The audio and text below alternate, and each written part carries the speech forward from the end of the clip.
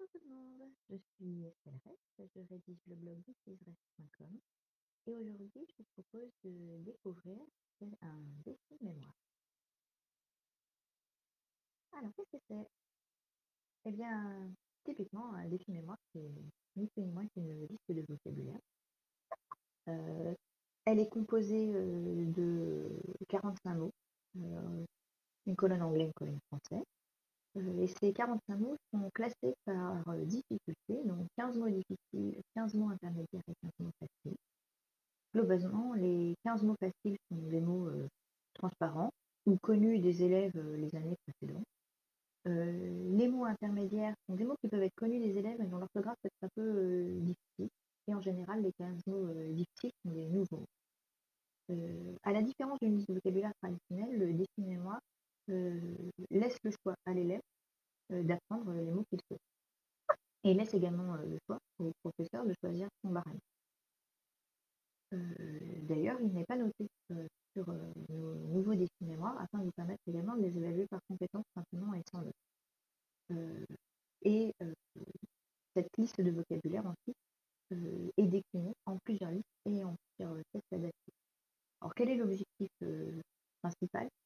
C'est évidemment de renforcer le vocabulaire de vos élèves, mais également de les rassurer dans les activités que vous allez proposer au cours de leur séquence, puisque vous avez déjà été confronté sur ce problème, vous donnez une conférence à vos élèves et la première chose qu'ils font, c'est souligner tout ce qu'ils ne comprennent pas, tout chercher dans le dictionnaire, s'arrêter à chaque chose qu'ils ne comprennent pas.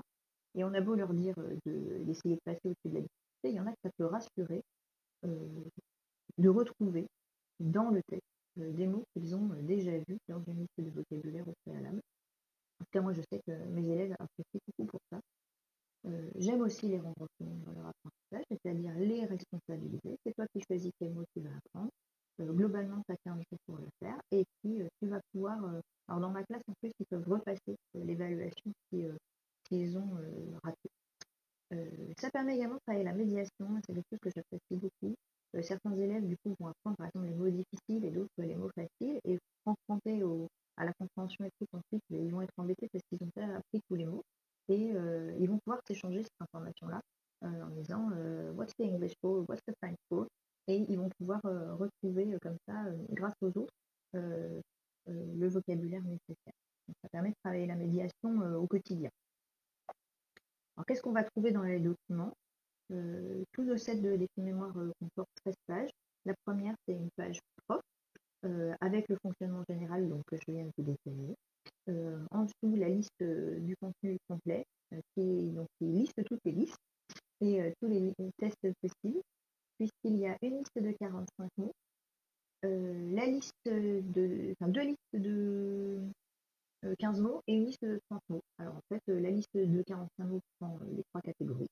La liste de 30 mots prend les mots intermédiaires et la liste des mots faciles.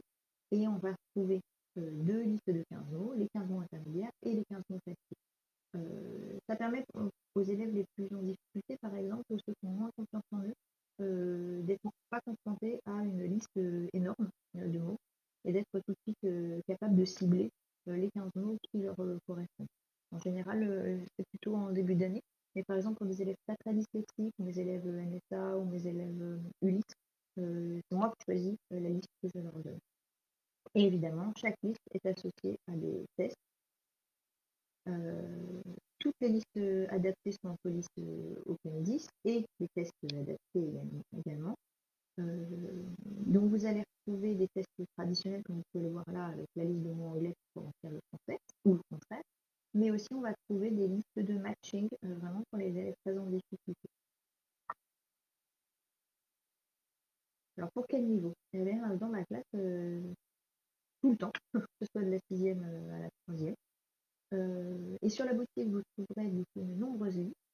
Alors nous avons des bundles de 14 défis mémoire par niveau, mais en fait il y en a d'autres. Ce sont soit des listes, par exemple, pour les 5e, 4e, 3e que je confie plutôt à mes LCE, mais ça peut être également des demandes particulières sur mesure. Comme je disais, un défi mémoire, globalement, il y en a un par séquence.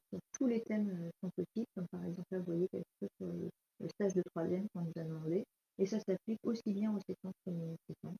Et n'hésitez surtout pas évidemment à demander le thème de votre choix. Les derniers, on en a fait un sur l'intelligence artificielle, sur les suffragettes. Voilà. Donc il y a plein de thèmes disponibles. La version modifiable